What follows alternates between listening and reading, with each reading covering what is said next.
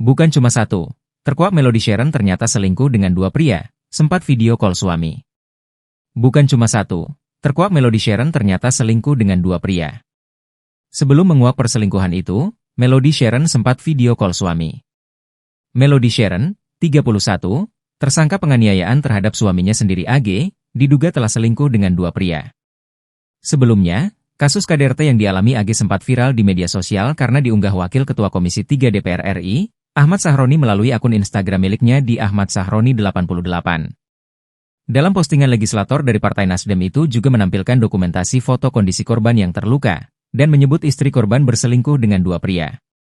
Namun terkait perselingkuhan atau perzinaan dilakukan MS tidak dilaporkan ke Polres Metro Jakarta Timur, korban hanya melaporkan kasus tindak penganiayaan dialami. Dalam postingannya, Sahroni menyebut bahwa Melody ternyata bermain gila dengan dua pria. Kepolisian Resor Metro Jakarta Timur menjelaskan awal mula suami pergoki istri selingkuh, malah diseret hingga patah tulang. Sebelum kejadian, ternyata korban sempat video call dengan suaminya saat berada di apartemen. Pelaku bernama Melody Sharon, 31, alias MS, kedapatan selingkuh oleh suaminya yang berinisial AG, 35.